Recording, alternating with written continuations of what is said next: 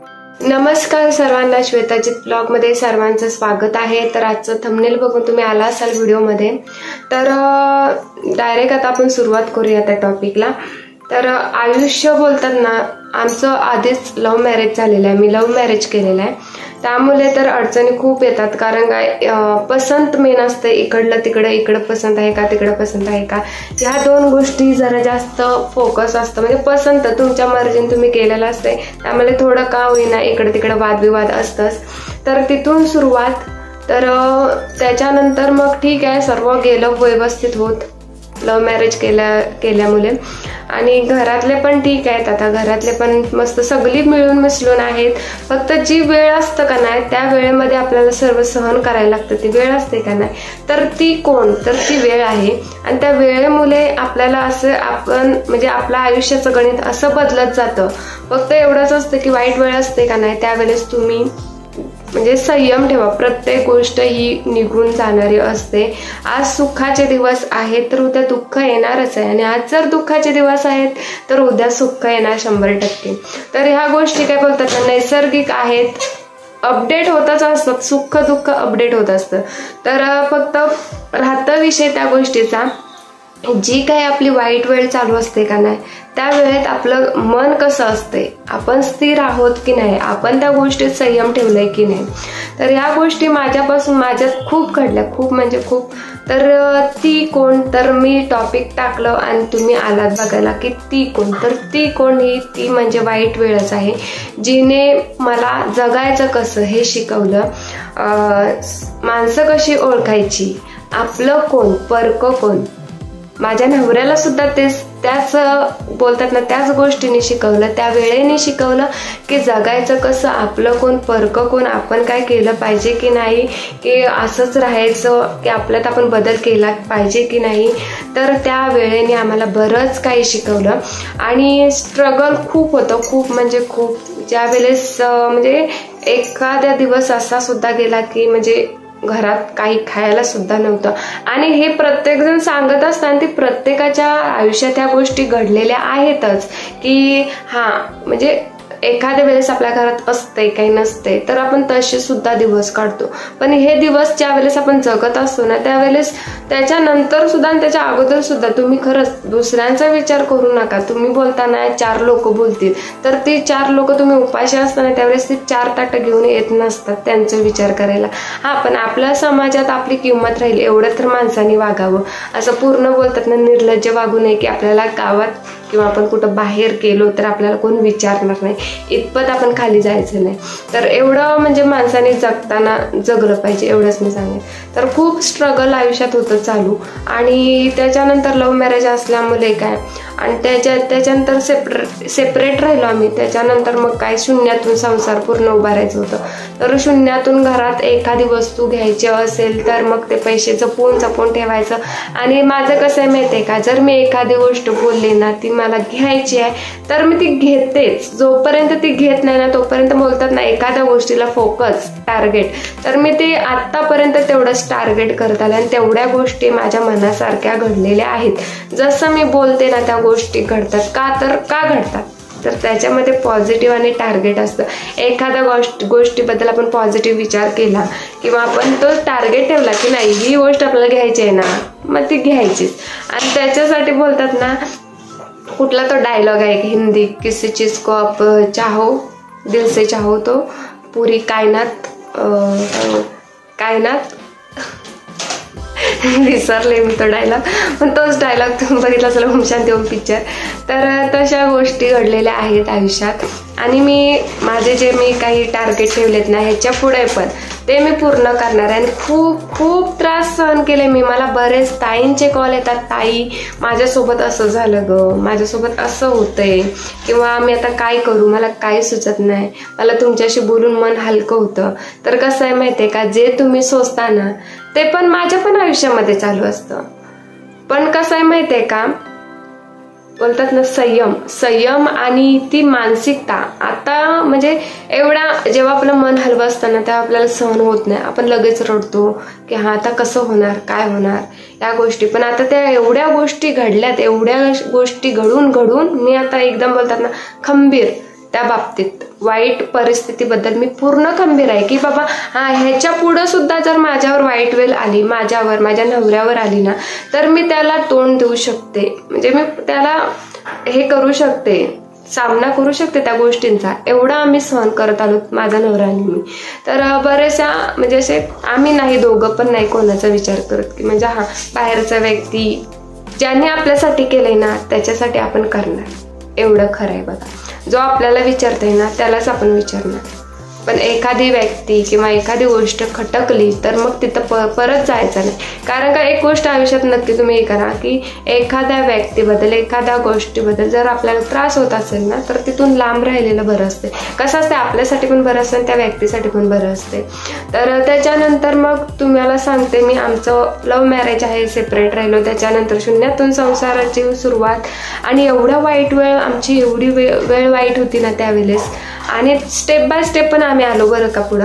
पहिले माझ्या मिस्टरांनी वडापावचं दुकान टाकला, त्याच्यानंतर चायनीज सेंटर, त्याच्यानंतर छोटा ट्रॅक्टर घेतला, त्याच्यानंतर मोठा ट्रॅक्टर घेतला. आणि आता मस्त एकदम की हा बाबा आपण कुठं तरी केलेलं असतं ते तर आपल्याला इथेच सगळं करायचं आणि फेडायचं आहे. त्यामुळे त्या काही इकडं तिकडं गोष्टी होतातच, घडतात आपल्या आयुष्यात. पण नाही, पहिल्यापेक्षाही आता एवढे दिवस चांगले आहेत ना की नाही, घरात कोणी आला ना तरी अरे वा किती छान, म्हणजे मस्त घर ठेवलंय पोरीने, एवढा ज्या वेळेस ऐकायला भेटतं ना, किंवा त्यांना पण बोलतात काय ग कसलं भारी ठेवलंय श्वेताने घर, म्हणजे त्यांना पण भारी वाटतं की नाही बाबा घरात आहे खरी पण तेवढं जिथलं तिथं टापण टीप सगळं. आणि त्यांना पण माहिती आहे माझा स्वभाव कसा आहे. आणि जसे दिवस होते ना तसे मी माझ्या नवऱ्यासोबत दिवस काढलेले आहेत. जर सुखाचे दिवस होते तर त्यात पण आम्ही विचार करायचो पुढचं कसं व्हायचं, ते पुढचं प्लॅनिंग आमचं जास्त डोक्यात असायचं. आणि त्याच्यानंतर मग तेच दिवस काढत काढत आलो इथपर्यंत. आज खरं स्वामी भेटले मला. ज्या वेळेस क्वचित माझ्या आयुष्यात वाईट वेळ का आली तर मला स्वामी माझ्या आयुष्यात येणार होते म्हणून वाईट वेळ आली क्वचित.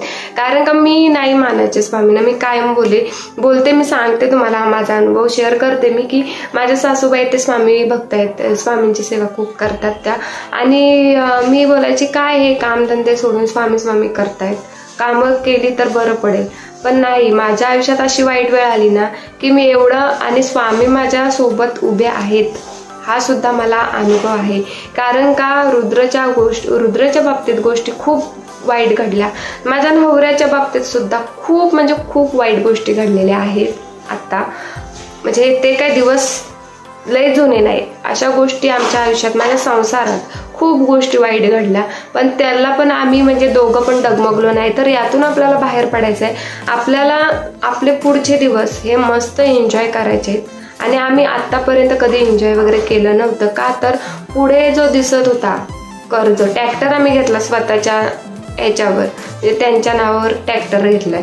तर मग ते हप्ते वगैरे मग सर्व माझा नवरा एकटा हँडल करत होता. ते हप्ते 15,000 हप्ता पडायचा, परत बाकीचे इकडले तिकडले असे हप्ते, घरातलं हे ते. मग एकटं माणूस काय करणार. मग अशा वेळेस काय होतं माहितीये का, पैशांचं टेन्शन आला नाही की माणूस थोडा का होईना भरकटतं.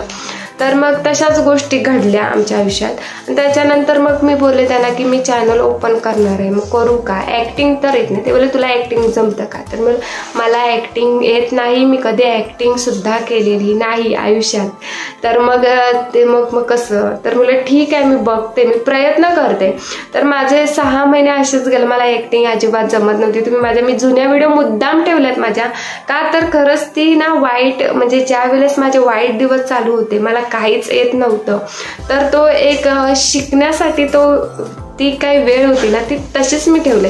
का तर मला कधी काय असं वाटलं ना, मी म्हणजे असं खूप टेन्शन वाटलं एवढं चांगले दिवस येऊन, किंवा एखाद्या गोष्टीचा मी विचार करत असेल किंवा काय असं मला वाईट वाटलं, अरे माझ्या बाबतीत का असं. मग त्यावेळेस मग ती गोष्ट मग मी त्या व्हिडिओ बघते की अरे ह्या वेळेस ते दिवस कसे होते आणि आता तर किती छान आहेत. मग आपण का टेन्शन घ्यायचं, आपण का धीर सोडायचं असं. तर त्याच्यासाठी वाईट वेळलाही मी राखून ठेवलेली आहे. आणि खरंच खूप छान वाटतं की आत्ताचे दिवस आणि त्याचे दिवस बदललेत. पण खरंच त्याच्यामधला जो स्ट्रगल आहे ना तो खूप भयानक होता, खूप म्हणजे खूप भयानक होता.